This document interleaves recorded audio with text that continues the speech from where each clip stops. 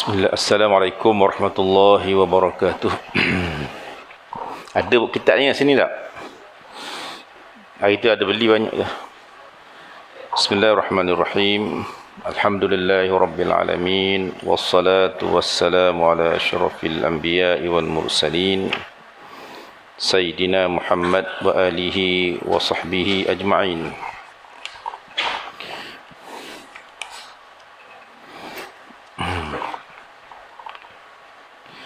Tuan-tuan, puan-puan rahimakumullah. Jadi sebelum kita masuk perbincangan kita, apakah orang-orang mati boleh mengambil manfaat daripada apa yang tidak ada campur tangan daripadanya semasa hidup? Jadi masa kita berlangsungnya perbincangan kita, barangkali terlintas dalam pemikiran tuan-tuan, maka simpanglah soalan tu. Tak, kita akan buka insya-Allah 10 minit sebelum berakhir. Kalau tanya tengah-tengah sedang-sedang bercakap ni, takut hilang idea. Tak. Biasalah bila orang tanya, kita pun nak jawab tu, kita mengajar tadi dah ingat dah kat mana. Tapi tak apa, nak tanya pun tak apa, tak kisah ya. Tapi kadang-kadang kita ni bila dah buka soalan, blank nak tanya apa. Sebab sebenarnya dah ada soalan tadi, tapi dah ingat dah nak tanya apa. Jadi masa-masa begini, biasalah campakan lintasan daripada Allah Ta'ala, soalan-soalan tu. Kita boleh kumpul, tulis. Kalau tak sempat hari ni, minggu-minggu hadapan, ataupun takut lupa pun, boleh tanya tu lah, Jadi sebelum ni kita dah sebut dalil-dalil orang yang tidak bersetuju pahala sampai kepada orang mati. Dan kita sudah pun bicara dalil-dalil mereka yang mengatakan pahala sampai kepada si mati. Jadi bila ada dua kelompok, kita boleh pakai yang mana kita rasa suka di hati. Gitu. Jadi apabila mana-mana kekhilafan, perselisihan dalam kalangan ulama, kalaulah sudah pun diamalkan dalam masyarakat, masyarakat tu buat yang khilaf. Tak, contoh, dia pakai batal wuduk sentuh perempuan, maka kita tak payahlah nak sebor pendapat yang mengatakan tak batal wuduk sentuh perempuan, kerana dia akan menimbulkan kegelisahan.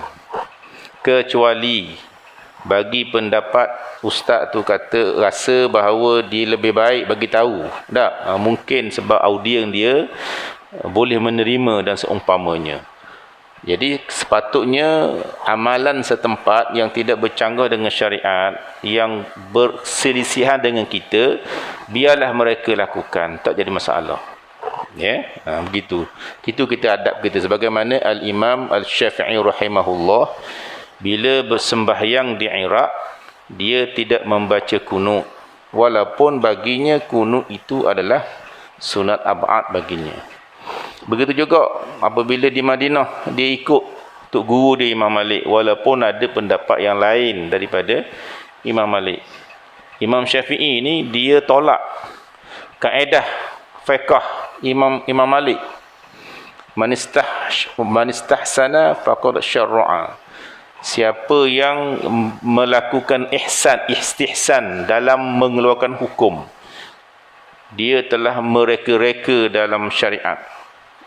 Itu kata Imam Syafi'i yang menolak istihsan. Tapi istihsan ini diamal oleh mazhab Malik. Begitu juga amal ahli Madinah.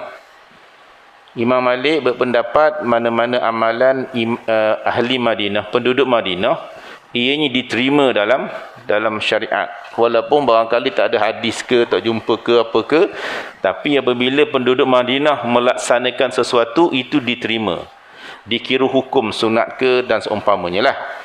Bagi Imam Syafi'i tidak terima. Hadis kata apa, ikut hadis. Amalan ahli Madinah ke siapa ke, mesti ditolak. Tapi Imam Syafi'i tidaklah sampai menidakkan amalan-amalan apabila dia pergi ke suatu tempat. Begitu juga kita. Ya, kalau kita pergi ke Perlis sebagai contoh, Perlis tu tak beramal dengan kunut, tak payahlah kita kunut, amallah pendapat sana.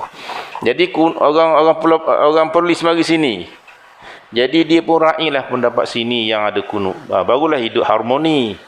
Betul? Kalau tidak, kita akan bersengketa selama-lamanya. Bukan? Macam baru ni, sehingga menuduh dengan pahaman-pahaman yang berbahaya kepada orang yang tidak sefahaman dengan kita. Sebagai contoh, baru ni ada ustaz sebut hadis ahad, kan? Hadis ahad ataupun khabar ahad adalah zanni, adalah sangkaan, ya. Jadi adalah orang marah kata ini salah dan seumpamanya. Baguslah kita bila kita sebut tentang kesalahan pihak-pihak lain, itu menyebabkan pendengar rasa nak kaji lebih dalam, lebih memahami, itu bagus. Tapi sehingga mengatakan kesesatan, dekat kepada kekafiran, itu dahsyatlah, ya. Dahsyat. Jadi perkara ni yang kita nak belajar ni. Jadi bila kita dah tahu bahawa mereka yang mengatakan tak sampai ada dalil, maka biarlah mereka dengan dalil itu. Bagi mereka yang pakai ada dalil, amalan-amalan yang tertentu sampai kepada si mati, maka kita nak pakai itu pun pakailah. Bukan? Jadi timbul dua golongan. Sebab kita ambil contohlah yang kita amal sekarang ni, baca Yasin, tahlil. Maka bagi golongan yang tak setuju, biarlah tidak setuju. Janganlah kata ini amal jahiliah, ini niyahah, ini adalah ratapan kepada si mati. Berat tuduhan-tuduhan seperti itu, ya. Sebab apa? Dalam tahlil, kita buat apa dalam tahlil? Kita baca Quran. Baca Quran ni sampai ke kepada si mati? Tak sampai. Ada orang kata sampai. Ada. Dah selesai masalah. Saya nak pakai yang sampai, awak pakai yang tak sampai, biarlah. Lagi apa lagi? Makan. Makan tak boleh. Sebab apa? Sepatutnya kita bagi dia makan, bukan keluarga bagi kita makan. Bagi makan tak apa hukum. Kan? Dia kata, kalau kita tetapkan begitu begini, Nabi tak pernah buat salah. Itu bagi persangkaan kamu. Sangkaan saya nak bagi sedekah. Salah ke bagi sedekah? Kemudian pahala sedekah tu saya nak sedekahkan pada si mati. Salah ke? Salah. Ada orang yang kata boleh? Ada. Dan bila orang kata boleh, saya nak pakai yang boleh. Bagulah kita hidup harmoni, ya. Melainkan dalam perkara ijma', perkara yang haram secara qat'i seperti arak. Tak ada ulama kata arak itu halal. Barulah kita boleh nak bangkang, nak marah. Tapi dalam perkara yang khilaf, tak patutlah. Ni sampai kepada Sayyidina pun balah juga. Boleh tak selawat Allahumma salli ala Sayyidina? Orang ni kata tak boleh, orang ni kata boleh. Badan lagu tu. Boleh tak kita kata usalli salat az-zuhri, usalli fardhu az-zuhri, lafaz niat. Ini kata tak boleh, ini kata boleh. Bala siapa tak nak jadi, tak nak ikut imam. Apa imam baca usalli, saya tak baca usalli. Kenapa jadi begini? Kan? Sedangkan itu ada dalil, ini pun ada dalil. Jadi kita bincang perkara ni supaya kita faham di mana kita. Jadi bila kita baca ni, janganlah kita nak menyalahkan orang yang tidak bersependapat dengan kita. Okey, dalil orang yang mengatakan sampai, kita dah baca, ya. Sekarang kita masuk dalam bab muka surat 30, bantahan terhadap para penyanggah. Jadi pengarang kita ni dia bagi argument, dalil mereka. Sebenarnya bagaimana nak menolak dalil-dalil mereka. Kita ambil contohlah, ya, yang terbelaku. Nabi sentuh perempuan ni batal wuduk. Tiba-tiba ada hadis kata Nabi cium isteri dia sebelum pergi semayang. Dah Nabi cium isteri, tak batal wuduk. Kenapa mu kata batal wuduk? Sebab itulah ulama dia tafsir hadis ini. Nabi cium isteri, adakah isterinya berhijab ataupun tidak? Dalam hadis ada kata tak berhijab? Tak kata. Adakah dalam hadis kata Aisyah tidak berhijab? Tak kata juga. Dia sebut Nabi cium isteri. Timbul persoalan, adakah berhijab ataupun tidak? Maksudnya adakah berlapik ataupun tidak? Mazhab Syafi'i kata berlapik. Orang yang marah kata, kenapa kamu tambah nas? Nas tak ada. Nas tak ada bukan bererti opposite. Pendapat saya kata berlapik. Adakah nas kata tidak berlapik? Nas tak kata.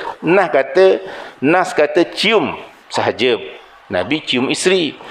Sebab isteri Nabi ni biasanya dipakai purdah, dipakai tutup. Maka tidak jauh kemungkinan itu berlapik. Tak jauh. Maksudnya bukan benda pelik dah, benda tu boleh berlaku. Mungkin 50-50. Kenapa mereka berpendapat berlapik? Sebab ada dalil lain yang mengatakan bila kamu sentuh perempuan, kamu kena ambil wuduk. Di antaranya firman Allah, aula mastumun nisa. Bila kamu sentuh perempuan, kamu kena berwuduk. Jadi kita nak gabung hadis Nabi cium isteri dengan Quran kata sentuh perempuan batal wuduk. Jadi ulama pun tafsir, sebenarnya hadis itu berlapik untuk supaya Quran dengan hadis ni dia tidak bercanggah. Dan bagi orang kata tak batal wuduk, dia kata yang kata berlapik itu mengarut dalam hadis, tak ada sebut, tambah-tambah sebagai hadis. Dan ayat Quran, dia tafsir Quran lain pula. Dia kata aula mastumun nisa, sentuh perempuan itu dengan syahwat. Dah dalam Quran ada sebut dah dengan syahwat, tak ada sebut kamu tambah dah segini, kamu tambah. Jadi bila begini tidak akan selesai masalah. Bukan? Jadi kita nak pakai hak mana? Ikut senang di hati. Ikut senang di hati, tanyalah. Kerana semuanya berdalilkan. Dulu-dulu saya bila mula-mula belajar dulu, saya rasa macam sentuh perempuan yang dengan syahwat baru batal wuduk. Masa mula-mula kita nak baru belajar-belajarlah. Lama-lama tu bila kita berbincang dengan orang yang lebih pakar tentang mazhab Syafi'i, dia ni kira macam alim banyaklah tentang mazhab Syafi'i. Lalu dia pun berhujah semula, bagi kenyataan semula. Barulah kita tak sedar rupa-rupanya sedap pakai mazhab Syafi'i lagi, batal wuduk. Bukan? Jadi orang nak pakai, biarlah. Dia nak pakai tak batal, itu ikut dia lah.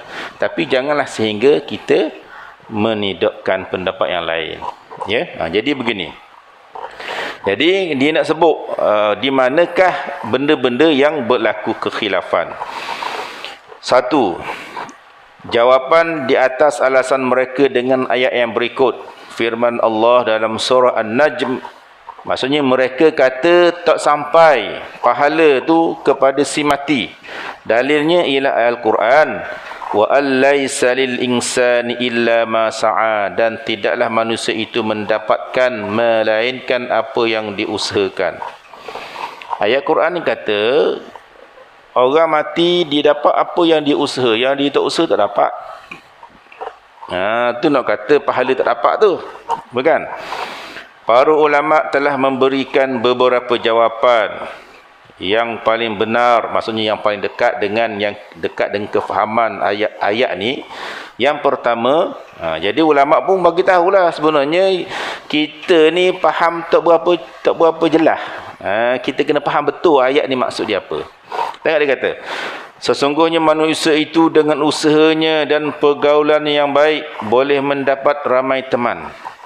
Kita berkawan dengan orang, bila kita perangai elok, orang pun ramai suka pada kita.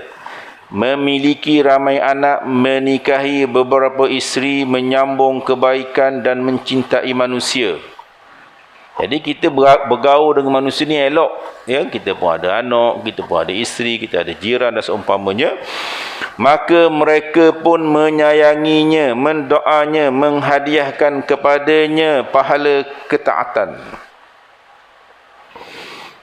Jadi orang yang baik dengan kita ni, bila kita mati, dia sentiasa berkata rest in peace, kepada kata kan, semoga tenang di sana, semoga dirahmati, semoga ni. Jadi ucapan-ucapan ini doa kepada mereka. Dan lebih lagi dia pun menyedekahkan pahalanya kepada si mati. Jadi nampak dari segi sisinya dia tak ada kaitan. Kenapa pahala sampai? Ulama kata sebenarnya dia tetap ada kaitan. Kaitannya dekat mana? Orang jadi suka pada dia tu sebab dia baik. Jadi ramai orang suka pada dia, lalu orang pun buat baik kerana dia. Ada kaitan. Jadi sebenarnya awak kata tak ada tu, sebenarnya ada kaitan. Yang langsung tak dapat ni ialah langsung putus. Tak ada siapa-siapa. Bukan? Itu barangkali maksud ayat. Tapi untuk mengatakan, sebagai contoh, bila kita mati, kita buat kenduri. Jadi bila kita ni ramai orang sayang, ramai orang mari. Betul tak? Ramai orang mari. Jadi pahala-pahala orang mari tu, sedekah-sedekah tu, sebab apa dia datang? Sebab dia sayang pada kita. Dia suka pada kita. Kalau orang benci pada kita, dia tak datang majlis kita buat tu. Tak, tengok pun tak nak. Suka lagi dia mati. Jadi bila kita mati, orang ramai tu, jadi sebab apa orang ramai mari? Sebab kita buat baik. Jadi amalan dia tu sebab apa? Amalan tu berpunca daripada mana? Amalan tu berpunca pada kita lah. Nampak tak? Jadi sebenarnya kita yang menyebabkan dia berdoa, maka kita juga dapat pahala walaupun telah meninggal dunia.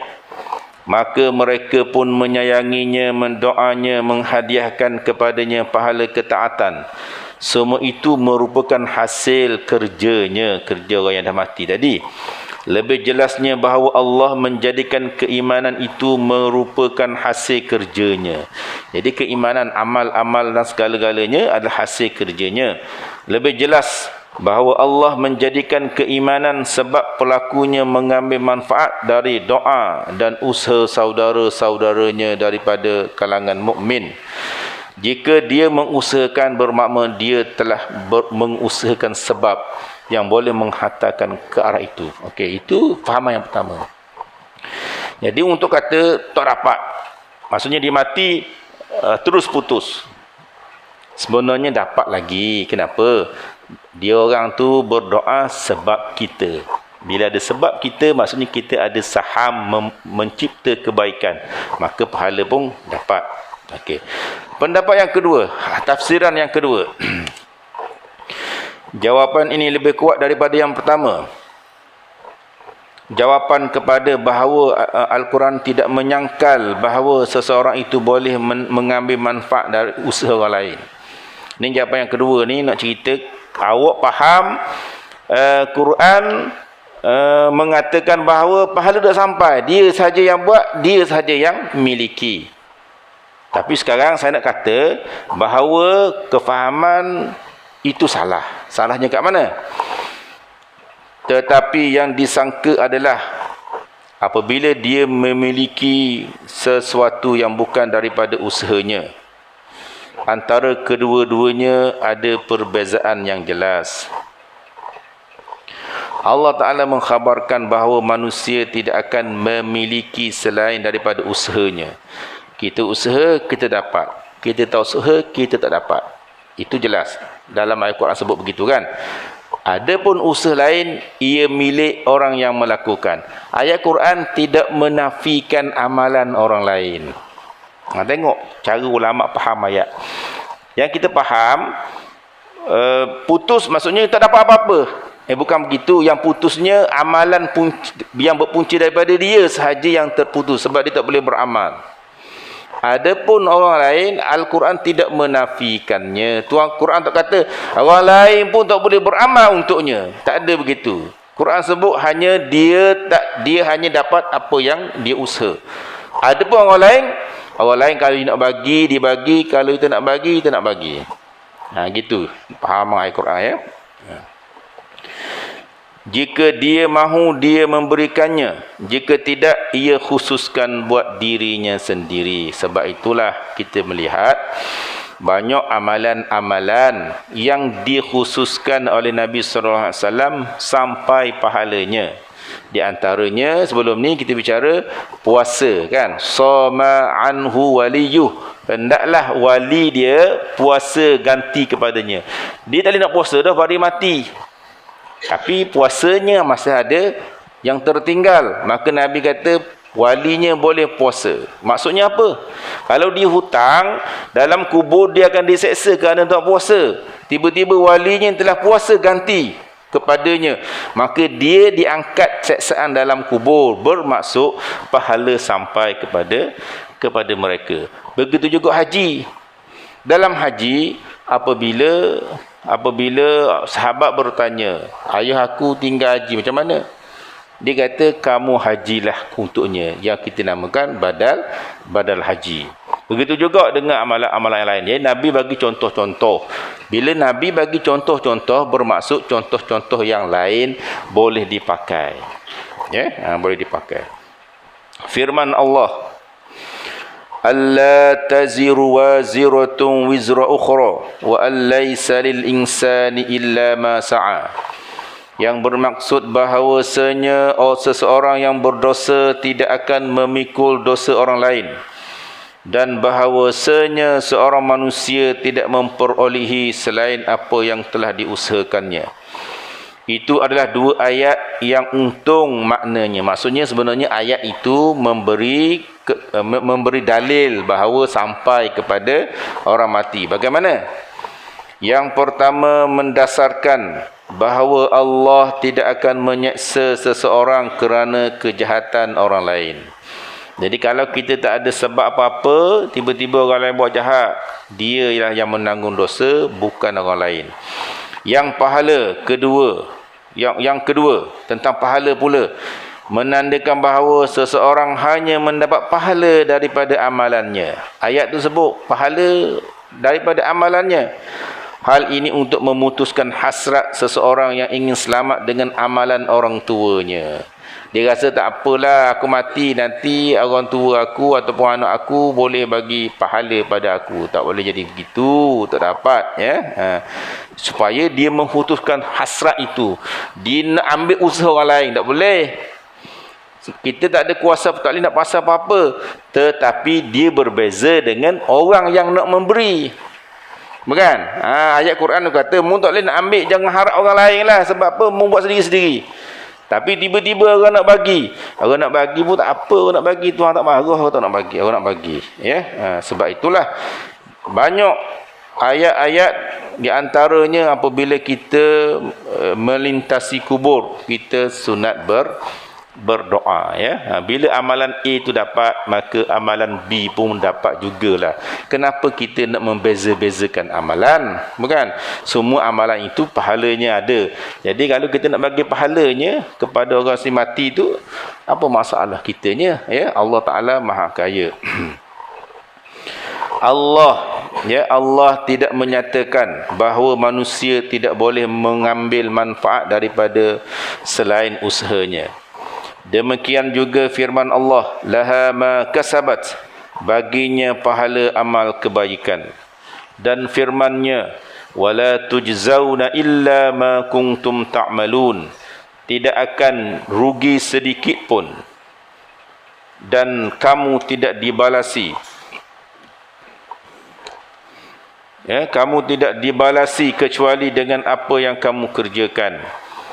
Jalur kalimat dalam ayat ini menunjukkan bahawa yang disangkal oleh Allah adalah seseorang hamba menanggung seksa daripada Allah kerana perbuatan orang lain. Ini Tuhan nak tolak. Membuat pahala mu dapat, membuat dosa mu dapat. Orang lain buat dosa mu tak dapat apa-apa. Kerana Allah Ta'ala berfirman, فَالْيَوْمَ لَا تُظْلَمُ نَفْسٌ شَيْئًا وَلَا تُجْزَوْنَ إِلَّا مَا كُنْتُمْ تَعْمَلُونَ. Maka pada hari itu seseorang tidak akan dirugikan sedikit pun, tidak akan dizalimi sedikit pun, dan kamu tidak akan dibalas kecuali dengan apa yang telah kamu kerjakan. Itu saya nak bagi tahu, ya. Al-Quran datang kepada kita qat'iyatus subut, datang kepada kita qat'i, tidak ada khilaf. Siapa tolak Quran kafir.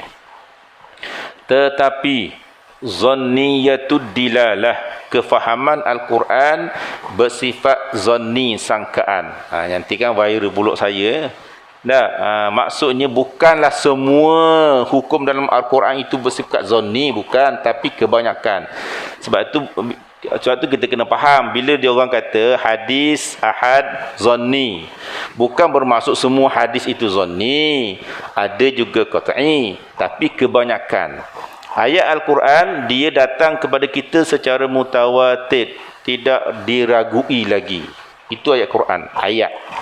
Tetapi kefahaman dalil daripada ayat Quran ini bersifat zanni. Dia boleh memberi maksud yang pelbagai. Tetapi ada juga yang bersifat qat'i, tak boleh disangkal. Seperti as-sariqu, orang yang mencuri. Yang mencuri bukan yang merompok, yang mencuri maksud dia. Bukan orang yang membunuh, bukan. Orang yang mencuri. Semua kata mencuri itu qat'i. Itu qat'i, kefahaman yang qat'i, tidak ada khilaf. Faqta'u aydiyahuma, potong dua tangan. Semua orang kata mencuri kena potong tangan. Tak ada seorang pun ulama kata mencuri kena masuk penjara, tak ada. Tak boleh nak terjemah yang lain, tak boleh. Itu qat'i. Itu nak cerita dalam Quran ada juga yang qat'i, yang tak ada khilaf, tapi kebanyakannya ialah zanni. Cuma berbeza pada apakah masuk tangan. Situ dah jadi dah. Situ dah jadi zanni. Dia ada beberapa kefahaman. Ada kata sini tangan, ada kata sini tangan, ada kata sini tangan. Nak pakai mana kau pandai. Nak pakai sini pun kejam nampak kan.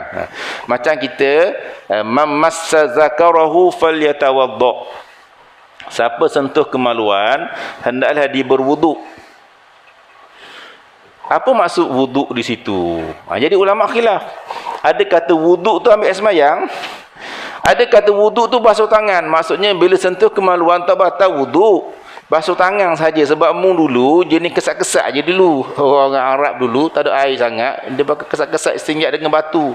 Jadi dia tak berapa suci. Tak berapa suci dengan air tu. Jadi dia orang mau pakai bila sentuh kena wuduk.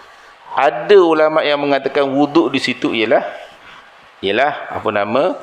basuh tangan. Okey, kita nak ceritanya ialah Al-Quran ini kefahamannya kebanyakannya zanni, sangkaan. Cuma sangkaan ini dia ada tingkatan. Ada sangkaan yang mesti kena pakai. Seperti kita mendengar suara Ahmad di belakang. Memang Ahmad. Ataupun kita dengar suara orang. Memang orang. Bukan harimau. Bukan kucing. Saya dengar dia ketawa, dia bercakap. Mesti orang. Betul ke orang? Kan burung tiung kan? Burung tiung. Dia ketawa belakang.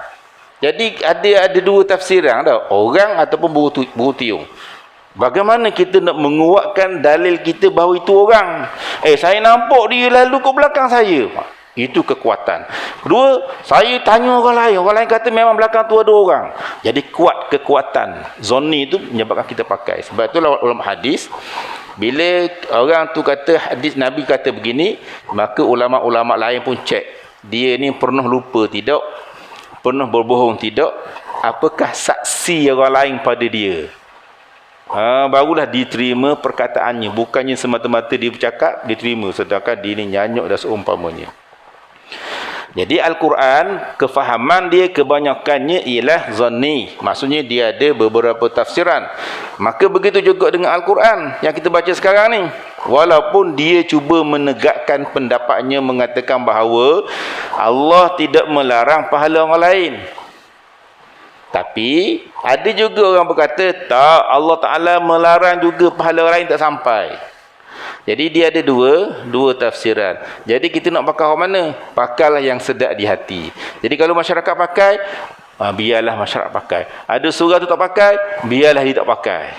Barulah kita boleh hidup aman damai. Sebab mengajar ataupun mengajak kepada satu mazhab, sebenarnya dia mengundang kepada perpecahan. Mengajak orang hanya pada satu pendapat, dia mengajak kepada perpecahan. Macam mana tak pecah? Kita kena rais pada semua orang, barulah kita boleh bersatu padu. Tak mungkin kepala kita ni satu je ambil, tak mungkin. Yang boleh menyatukan kita satu saja, kerajaan. Kerajaan je. Ada kata makruh rokok, ada kata haram rokok. Kerajaan pun ambil fatwa haram rokok, siapa isap rokok masuk penjara. Maka semua orang wajib ikut. Bukan wajib sebab hukum rokok, wajib taat ulil amri. Macam kita kata vaksin, fatwa kata harus vaksin. Dan kerajaan kata benda, kerajaan kata wajib, maka wajib taat pada kerajaan, bukan pada hukum. Hukum harus, nak pakai ke nak ambil ke mana awak lah. Tapi bila kerajaan kata wajib, maka kita wajib mengambilnya. Bukan wajib vaksin, tapi wajib taat kepada kerajaan. Macam kita lesen kereta, wajib ke ambil? Tak wajib, saya tak nak ambil, biar. Saya tak nak naik kereta, naik kaki. Wajib ke ambil? Tak wajib. Tiba-tiba kerajaan kata wajib ambil. Maka ketika itu kita kena taat pada ulil amri. Sebagai contoh lagi, kita tak wajib bayar zakat kepada amil. Kita wajib bayar zakat kepada 8 golongan. Bukan fakir, miskin dan seumpamanya. Tiba-tiba kerajaan kata semua orang wajib bayar pada amil. Maka ketika itu wajib bayar pada amil, bukan sebab hukum Al-Quran kata wajib bayar pada amil, tapi wajib bayar pada amil kerana ketaatan pada kerajaan ketika itu, ulil amri, ya. Okey. Apa yang saya nak bawa ni? Jadi bila ada ayat Quran, maka ada beberapa pendapat. Bila ada beberapa pendapat, kefahaman ulama tentang satu-satu ayat Quran, maka pilihan kita lah, kita nak pakai yang mana. Yang penting ulama itu bercakap mengikut dalilnya dan kefahamannya, ya. Paling kurang kita ni mazhab kita hak mana? Kita bukan mazhab Syafi'i. Kita mazhab orang alim kita. Saya mazhab mana? Saya mazhab saya belajar lah. Tak? Barangkali campur, barangkali mazhab saya ni. Begitu juga tuan-tuan. Tuan-tuan mazhab mana? Mazhab tuan-tuan ialah mazhab ustaz tuan-tuan. Tuan tanya siapa? Kalau tuan-tuan tanya Datuk Zulkifli, maka itulah mazhab tuan-tuan. Kadang-kadang di keluar fatwa mazhab lain, tak pakai mazhab Syafi'i. Begitu, ya. Yang penting dia bersumberkan dalil. Jadi ayat Quran yang kita baca ni, bila ada satu pendapat kata begitu, pendapat kata begini, maka dia tidak menjadi salah, ya. 3. Ini alasan mereka yang menidakkan. Jadi ulama pengarang ni membawa hujah untuk membalas apa yang dinyatakan oleh mereka yang mengatakan tidak sampai. Alasan mereka ialah lagi dengan sabda Nabi sallallahu alaihi wasallam, apabila seseorang anak Adam meninggal, maka terputuslah amal perbuatannya. In qata amaluh. Amalan kita terputus. Pengambilan dalil ini tidak berguna. Dalil ini tak boleh nak pakai, kata dia. Kenapa? Kerana Nabi tidak bersabda terputuslah kesempatan dirinya mengambil manfaat. Nabi kata dia terputus daripada amal. Dia tak boleh nak beramal dah. Tetapi Nabi tak kata dia tak dapat amalan orang lain. Nabi ada sebut ke? Nabi tak sebut. Dia yang kata begitu. Nampak tak? Ya? Jadi kita nak pakai orang mana? Ikut senang di hati. Baru ni saya ada jumpa budak-budak muda, ya. Sebab sayang kita lah. Dia sebut dia kata dia anti tahlil, anti benar ke tahlil, ya. Anti benar ke tahlil. Lepas tu saya katalah, saya tak buat tahlil. Tak apalah tak buat tahlil, maksud saya ialah kita tak panggil lah orang-orang. Dah sebab keluarga saya tu boleh baca Quran belaka. Dah. Kadang-kadang jom kita balik rumah buat tahlil sendiri. Tak ada makan biasa je lah. Tak panggil orang lain pun tahlil lah juga. Bukan syarat panggil orang lain je. Sebab adik-beradik boleh baca Quran belaka, boleh zikir belaka dah. Kita panggil je lah adik-beradik. Nak panggil orang lain, kena sedialah, susahlah, banyak benda kena fikir kan. Jadi kita buat adik-beradik senang. Go je, balik kampung, jom baca doa untuk mak. Jadi saya katalah, saya tu buat tahlil. Dia tunjuk isyak bagus. Gini. Bukan? Kita rasa, tak apalah dia nak pegang pendapat, tak sampai tu biarlah. Tapi, firasat sayanya ialah, dia mengeji pula orang yang membuat tahlil. Itu silap. Ya, kan kita baca dalil ni. Dalil ni dikuat tak? Ni dalil kita baca ni. Kuat, bukan sembarangan dalil. Ya, sembarangan dalil. Namun disabdakan adalah terputusnya amal perbuatannya.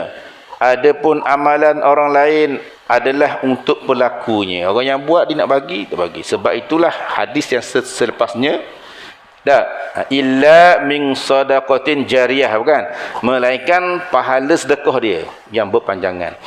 Dan begitu juga min waladin salihin yad'ulah, anak yang berdoa. Jadi tadi Nabi kata terputus, habis. Sekarang Nabi bagi pengecualian, kecuali, maksudnya dia dapat juga manfaat orang yang bagi untuknya. Kita tengok anak tu, anak yang berdoa untuknya, sampai yang mana? Anak ada dua. Satu anak yang tak berdoa, satu anak yang berdoa. Jadi sampai kebaikan kepada si mati, adakah sebab anak ataupun sebab doa? Kalau kita kata tak sampai sebab doa, sebab anak saja, bukan? Kenapa doa tu sebut? Bahasa Arab banyaklah, itu lil ghalibiyah. Biasanya anak yang baik dia berdoa. Sebab tu Nabi sebut berdoa, tapi sebenarnya bukan berdoa.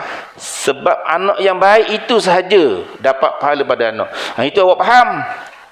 Dan yang saya faham ni salah ke? Saya kata doa mereka yang sampai. Maksudnya manfaat orang yang hidup boleh beri kepada orang yang mati. Jadi dah bila selesai? Tu kata tidak akan selesai sehinggalah kita raih pendapat orang lain. Jangan mengata tidak kepada yang lain. Jika dihadiahkan, buku berapa masuk? Sikit kita perhatikan ni ya. Jika dihadiahkan kepadanya, akan sampai kepadanya pahala amalan si pelaku itu, bukanlah amalan daripada dirinya, sehingga hilang tanggungannya, sedangkan dia tidak memiliki sesuatu untuk membayar hutangnya. Jadi jelas kepada kita bahawa mengikut pengarang ini sampai pahala yang dihadiahkan oleh orang yang hidup kepada orang yang meninggal dunia. Ada nak tanya ke? Kalau tak ada nak tanya, kita nak terus lagi. Ada nak tanya ke? Tak ada ya? Okey. Kadang-kadang kita pun bila baca ni, sebenarnya bila setengah-setengah orang ni dia tak boleh nak terima banyak pendapat dia, tu pening kepala. Dah dia kata gini, ni kata gini. Jadi kita baca ni bukan suruh pening kepala, kita nak baca supaya kita kena faham. Ada orang kata A, ada orang kata B. Maka kita tak payah pening kepala lah, kita pakai A pun boleh, pakai B pun boleh ya. Sebagai contoh, ada orang pakai masuk waktu dah ya. Azan dulu ke? Terus je. Macam ada orang pakai tinggal sembahyang dengan sengaja. Nabi sebut bila tinggal sembahyang, manama, siapa yang tidur, tak, ataupun siapa yang lupa, hendaklah dia sembahyang bila dia ingat. Bukan? Dah timbul persoalan, dah orang tinggal dengan sengaja. Orang tinggal dengan sengaja. Dulu-dulu saya adalah terbaca, dia kata pendapat yang sahihnya ialah tak perlu qada. Tapi itu sebenarnya pendapat yang silap lah. Ya, bila kita baca, kita kaji, kita duduk elok-elok, tenang-tenang. Biasalah orang muda, kan, masa dulu lah, sekarang dah tua dah. Jadi kita pun tenang-tenang fikir-fikir. Sebenarnya kefahaman tu tak kena lah. Sebab itulah kebanyakan ulama bahkan 4 mazhab kata wajib qada bagi orang yang sengaja lupa, orang yang sengaja. Walaupun dalam hadis tak sebut. Dan macam mana kita ambil dalil? Dalilnya orang panggil qiyas jali, qiyas terang-terangan. Sebagai contoh, dalam Quran sebut Wala taqul lahuma uffin. Jangan kamu berkata kepada ibu bapa kamu uff. Tak boleh kata. Dah boleh pukul tak? Quran kata tak boleh kata dah pukul, Quran tak sebut. Dah boleh pukul ke? Pukul lagi lah tak boleh. Itu bang kias jali. Kias lagi lah. Bukan? Jetik tak boleh tampuk, lagilah tak boleh. Bukan? Begitu juga sembahyang. Sembahyang, Nabi sebut, hak lupa pun kena qada, hak sengaja, sepatutnya lagilah kena qadanya. Dah susahlah ustaz. Susahlah kita kena qada. Berapa tahun tinggal? 30 tahun dah. Sembahyang je lah apa yang awak mampu. Saya sanggup sembahyang 5 kali sehari selain pada fardu. Sembahyang 5 kali. Dan sembahyang sunat. Dah kenapa gatal-gatal nak pergi sembahyang sunat tu? Jadi kalau sunat itu qada, kenapa tak boleh? Niat saja yang berbeza. Contoh saya nak sembahyang sunat lepas isyak 2 rakaat. Jadi saya niatlah itu qada subuh. Tak ada kurang tak lebih pun. Pahala sembahyang qabliyah juga dimasukkan. Tapi orang tak reti. Dia fikir susah nak qada, susah nak qada. Kenapa susah nak qada? Dia tinggal berapa kali? 5 kali.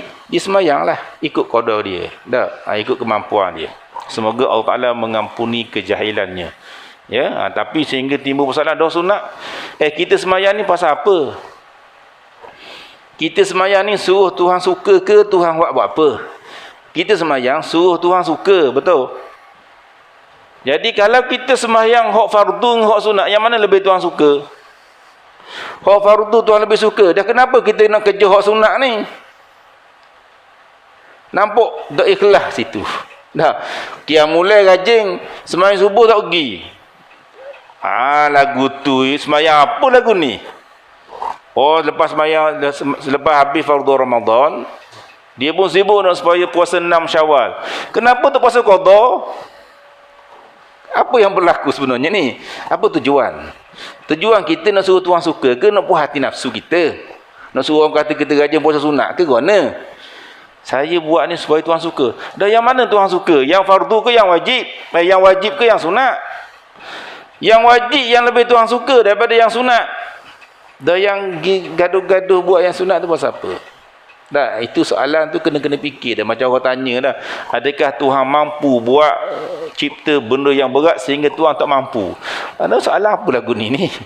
Soalan pezik. Dia tidak berdiri dan dia tidak duduk. Dah macam mana ni? Dia tak berdiri, dia tak duduk. Dah macam mana? Dia ada di sini tapi dia ada di situ. Dah macam mana nak fikir? Benda tu tak boleh. Tuhan Maha berkuasa, tiba-tiba Tuhan cipta benda yang tak berkuasa. Dan Tuhan tak berkuasa dah lagu tu. Bukan? Jadi itu nak ceritanya. Apa nama? Dalil-dalil tadi tu. Kat mana dia hilang punca tadi kau? Itulah. Kelain sangat ya. Jadi kita ambil berapa minit lagi dibenarkan ya? Habis dah? Ya. Jelas kita tak dengar. Kipas kuat sangat.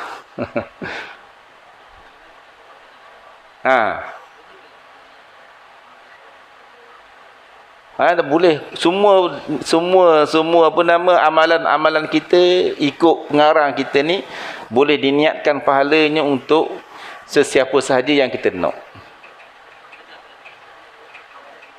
Boleh. Boleh semua. Apa yang kita, kalau kita tak niat, jadi untuk kita lah. Dah kalau kita niat sejumlah, ikutlah.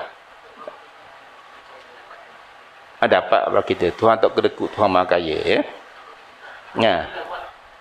Dia tak sama dengan sipir kita tau. Dia tak sama dengan kiper kita. Bila kita dapat gaji, kita bagi orang. Tak ada gaji kita, bukan gitu sipir Tuhan. Sifat Tuhan diikut niyatul mukmin khairum min amali. Lagi banyak niat kita, lagi banyak pahala yang kita dapat. Kita duduk saja, saya niat lagi Mekah, dapat duit, dapat pahala lah. Dapat pahala haji dah lah. Dah pergi, ganda lagi. Lagi niat. Ada seorang tu guru tengah ngajar-ngajar ni, ada orang ketuk pintu. Ada orang ketuk pintu, murid nak bangun ni nak pergi buka pintu. Cikgu kata nanti biar saya buka pintu, sebab pahala saya lebih banyak daripada awak buka pintu. Anak murid ni terkejut, kenapa ni? Dia kata sebab saya buka pintu ni banyak niat. Satu, kalau dia tu mak bapak saya akan layan dia, saya akan sahut seruan dia. Kalau dia musuh saya akan itu, saya akan ini. Kalau dia nak belajar, saya akan itu, saya akan ini. Banyak niat. Tadi awak benda, saya nak ke pintu je. Nampak tak? Jadi kalau lagi banyak niat, lagi banyak pahala yang kita dapat. Dah macam mana nak dapat? Kita kena belajar lah. Dah, supaya niat kita pelbagai. Abang panggil kerja smart. Nah, kerja smart bukan kerja kuat. Kalau kerja kuat kita ni tak cukup umur kita nak buat amal. Tapi kalau kita kerja smart, kita cari amalan yang dia mencapah kebaikan dia. Contoh, kita bagi sedekah. Kita bagi sedekah kepada orang miskin, dapat pahala ke dia lah. Dapat pahala 10 tu lah. Tapi kalau kita bagi sedekah kepada institusi, kita bagi sedekah pada kilang. Kilang ni menggajikan beribu-ribu orang miskin. Kemudian dia panjang pula kerja dia. Banyak mana pahala dapat? Nampak tak? Kalau kita bagi kepada orang yang belajar ilmu, dia pula mengajar orang, anak murid dia mengajar orang, pahala yang berpanjangan. Itu panggil kerja smart. Hati niat kita begitu juga. Jadi kalau kita pelbagaikan niat, maka niat itu mengikut apa yang diniatkan. Innamal a'malu binniyat.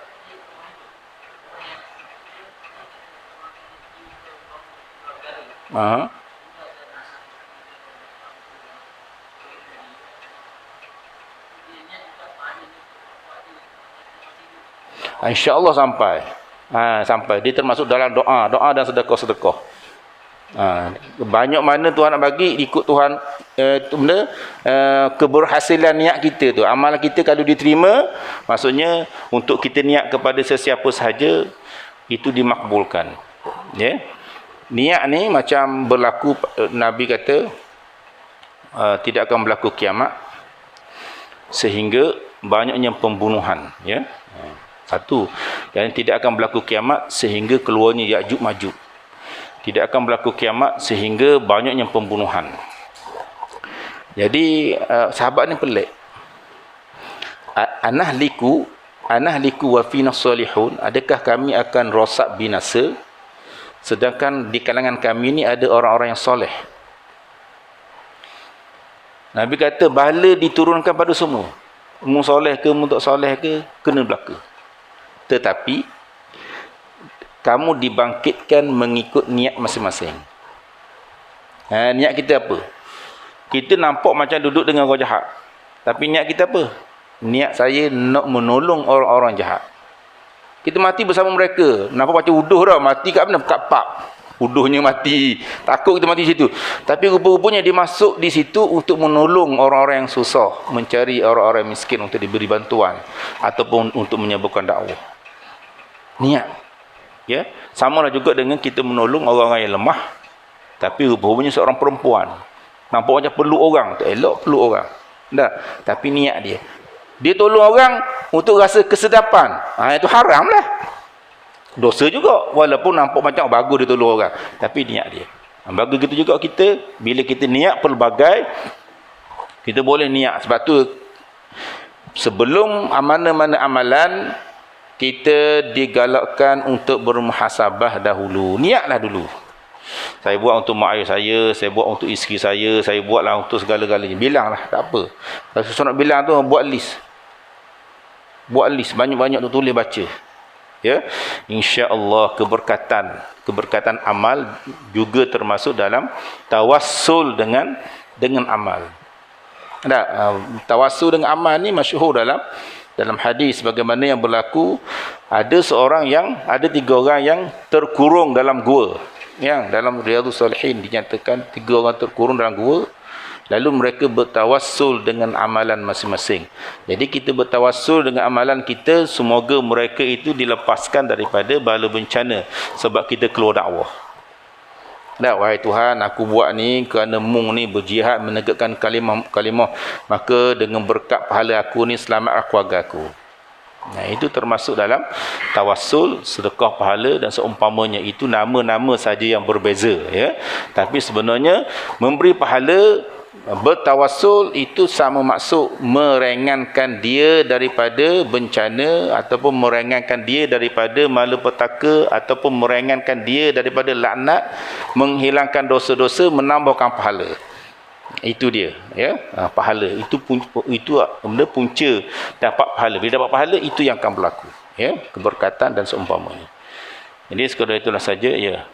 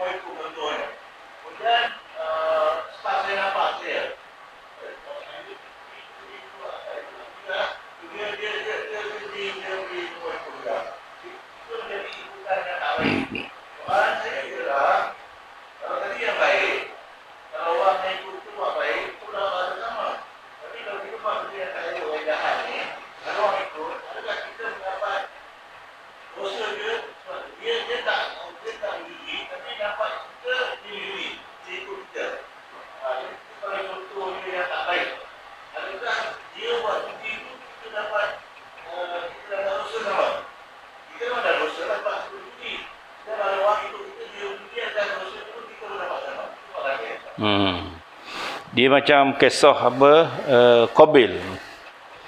Dia membunuh Habil, kan? Maka dosa daripada pembunuhan selepas itu ditanggung oleh Qabil. Pembunuhan selepasnya yang beribu-ribu tu ditanggung oleh orang yang mengajar pembunuhan. Wal'iyadzubillah. Maka bila kita tersilap memberi contoh yang tak baik kepada sesiapa sahaja, caranya ialah kita berhenti buat jahat, bertaubat dan diberi juga penerangan. Wa aslah. Kita tak boleh bila kita punca kepada kejahatan, kita bertaubat seorang diri, tak ci. Kita mesti iklan kejahatan, taubat kita itu dengan cara, satu, minta maaf kalau kita salah dengan orang. Dua, kalau kita viralkan pendapat kita tu, maka kita kena viral jugalah kesalahan, kesesatan kita tu. Minta kita dah bertaubat. Kalau sebagai contoh soalan tadi, kalau kita bagi contoh pada yang tidak baik kepada anak buah kita, maka kita kena panggil dia, oh ya, saya buat tak elok tu, dosa, awak dilarang daripada. Selepas itu terputus. Tak ada dah sebab kita melakukan. Sebab dah kita bertaubat dan kita dah menerangkan. Kalau bertaubat, tiba-tiba takut nak terang. Macam mana? Takut nak terang. Maka dia galakkan dia bersedekahlah banyak-banyak. Sama dengan mengumpat. Tak, kita mengumpat orang, kita takut nak minta halal. Takut benar kita minta halal. Maka banyakkanlah pahala supaya nanti apabila mereka mengambil pahala kita di akhirat kelak, ada lagi baki-baki pahala kita. Tak, sebab semua yang kita buat tu akan dapat pada yang dizalimi. Ya, jadi kalau kita tak cukup qada dosa kita buat tu, sedangkan jalan mudahnya ialah kita minta maaf dan kita ijtihad, kita salah apa. Dia tidak mengampun, itu cerita dia, bukan cerita kita. Cerita kita minta halal. Kalau duit kita bagi semula, dia nak marah, itu cerita dia dengan Tuhan. Adapun kita dah minta keampunan, maka selesai bahagian kita. Dia nak ampun ke dia tak nak ampun, itu cerita dia. Ada ulama kata wajib memberi kemaafan, ada kata ulama kata tak wajib beri kemaafan. Itu biarlah dia dengan dia. Adapun kita minta halal, itu mesti syarat di antara syarat taubat. Ya. Jadi bila ya. Ya, salam.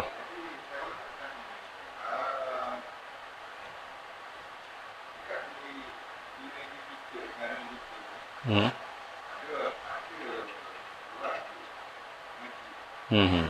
Hmm.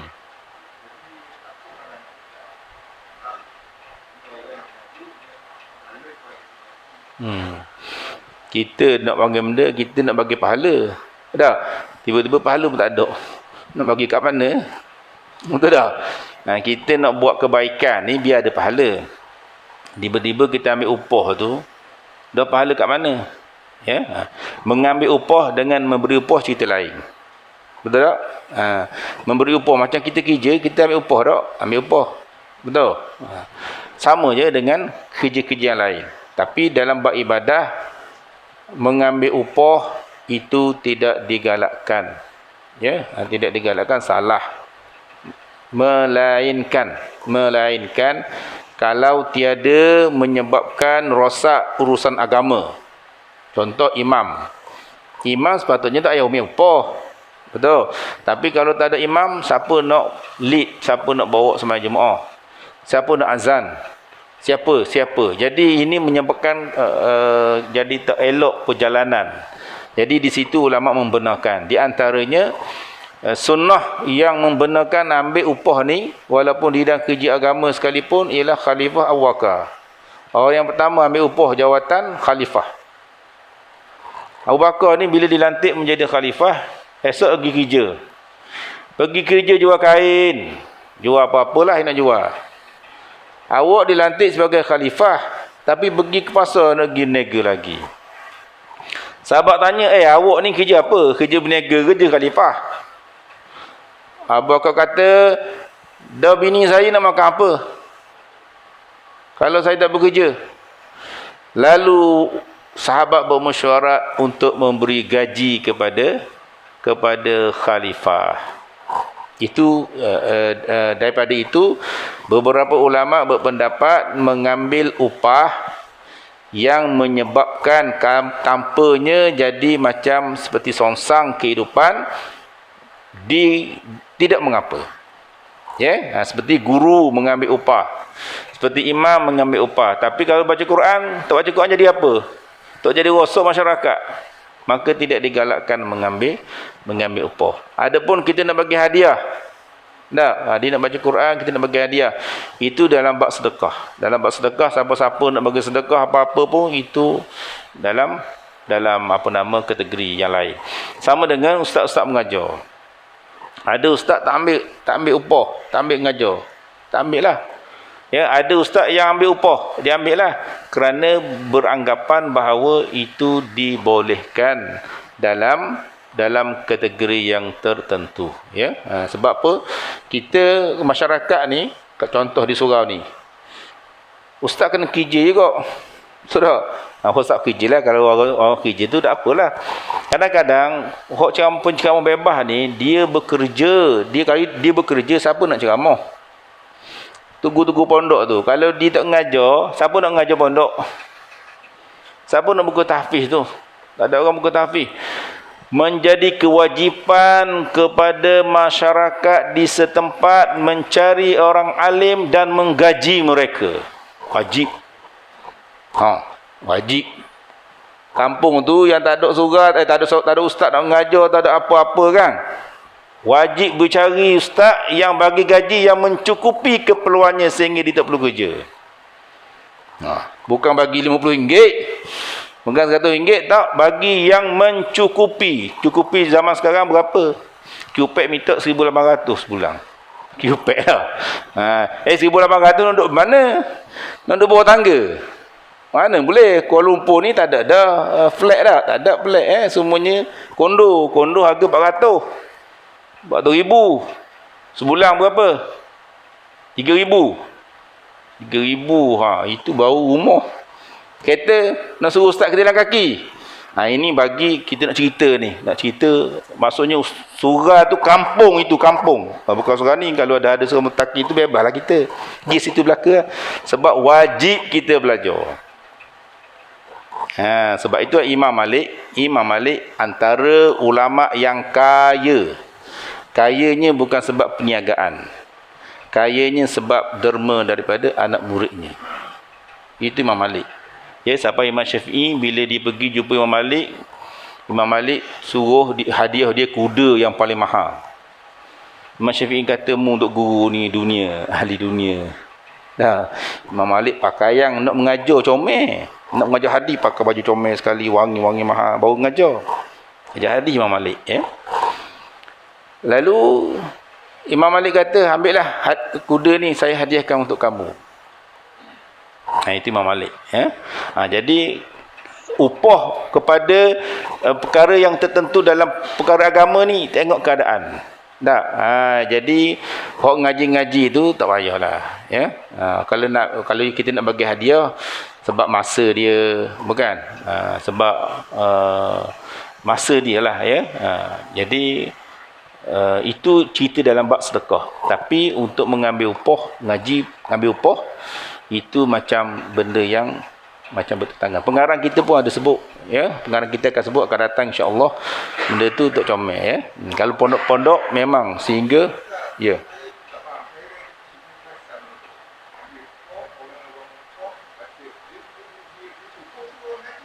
Macam sama dulu masuk kat Kelantan dulu, pondok-pondok bila orang mati duduk situ sampai 30 juzuk dia baca, ya.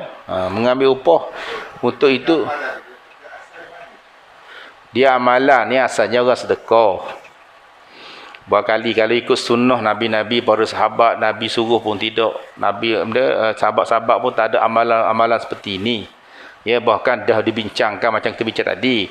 Amalan-amalan yang tertentu boleh upah dan amalan-amalan yang tertentu tak boleh upah. Macam kita upah semayang. Tetapi keadaan yang tertentu barangkali dulu-dulu sehingga sekarang dia dah jadi lain.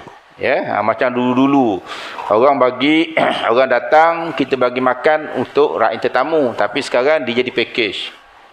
Dia jadi benda yang lain, itu bergantung kepada niat masing-masing lah, ya. Pada asalnya begitulah, tidak ada upah, tapi upah dalam perkara yang tertentu sahaja, ikut keadaan. Jadi keadaan mungkin dulu bila masyarakat dulu bila orang mati dia orang pakai baca Quran. Contoh, tak ada upah.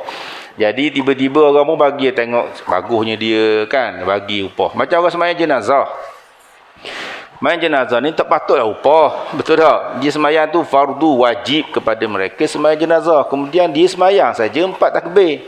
Tapi kita bila kita keluar, terutamanya kalau minta maaf lah kalau ada orang Kelantan sini, ya. Saya dulu mengaji kat Kelantan dulu, bila kita keluar masjid dibagi RM5 satu surah. RM5 zaman dulu mahal. Orang kampung bagi RM5 beramok yang semayang tu, kalau satu pondok banyak mana penuh semayang, ramai ni penuh. RM5 seorang bangkrut aja kot tuan rumah tu. Ya, tapi tu guru pondok dia tak ambil. Tu guru pondok memang tak ambil. Ya, tu guru pondok pasal saya lubuk tapah dulu. Tapi disebut semua pondok pergi semayang. Jadi dia orang pun bila orang pergi semayang, jadi tuan rumah barangkali dulu dia sukalah tengok orang semayang. Jadi nak bagi sedekah lah. Jadi bagi sedekah barangkali dia niat dia untuk apa nama? Untuk arwah dia yang dah meninggal. Itu kemungkinan. Tapi bila berlalu masa, jadi dia dah berubah. Barangkali dah bila semayang mesti dapat upah. Semayang dapat upah. Dia jadi begitu. Sedangkan asalnya berbeza. Jadi semuanya mestilah kembali kepada niat masing-masing. Ya, jadi kalau nak baca Quran, dia baca dah dengan ikhlasnya, dan orang bagi upah ikut dia. Orang nak bagi sedekah, upah ni macam wajib buat pula kan. Orang nak bagi sedekah, dia nak terima ataupun tiba atas dia. Ya, jadi orang tuan rumah tengoklah. Kalau dia miskin, dia bagi cara miskin. Kalau dia kaya, bagi cara kaya. Dia tak nak bagi pun, itu hak dia. Nah, kalau dia tak bagi, biasanya baca sendirilah. Kalau tak nak bagi pun baca sendirilah. Begitu. Jadi bila dia biasanya kita panggil ni berbudi berbahasa ni, bila kita panggil orang, biasanya kita bagi upah lah. Cuma orang yang datang tu kerana apa? Kalau kerana upah, maka itu tidak digalakkan. Kalau kerana lillahi ta'ala, maka atas dia. Jadi kalau kita nak kata tak boleh dengan boleh ni, dia kena tengok benda niat dia dulu. Ya? Jadi kalau kita semayang, nak dapat upah, maka tak dapat pahala. Kita baca Quran, nak dapat upah, tak dapat pahala. Dia tak jadi haram dapat upah tu. Tapi pahala tu tak dapat. Jadi pahala tak dapat, bagaimana dalam kubur tu dapat. Jadi orang bagi upah ni, dia kena tanya dulu. Tanya dulu, awak ni ikhlas tidak ni? Kalau tak ikhlas, tak payah baca lah. Saya pun tak nak bagi upah sebab pahala tak dapat. Tapi, kalau dia baca Quran dan kita bagi upah, pahala baca Quran tak sampai sebab tak ikhlas. Kita ikhlaskanlah diri, saya bagi dia untuk kehidupan dia. Jadi kita dapat pahala sedekah dan pahala dia dapat kepada si mati, insya-Allah. Pahala sedekah tu. Jadi kalau tak dapat waktu pun kita dapat pahala sedekah. Ya, walaupun begitu, itu adalah kelapangan dalam kehidupan kita. Buatlah apa yang diizinkan, yang tidak diizinkan hendaklah ditinggalkan. Dan dalam perkara yang tidak disyariatkan, tidak ada nas, maka kita buat ikut kehendak kita lah. Macam contoh, kita ambil contoh tahlil, memudah kita. Nak buat, tak nak buat, sudah. Jangan kata wajib, jangan kata haram, sudah, begitu. Bukan, ikut kelapangan kita. Kita nak bagi upah, bagi. Tak nak bagi, sudah. Bukan, ikut hati kehendak kita. Wallahu a'lam. Subhanakallahumma bihamdik, asyhadu an la ilaha illa anta, astaghfiruka wa atubu ilaik. Wassalamualaikum warahmatullahi wabarakatuh.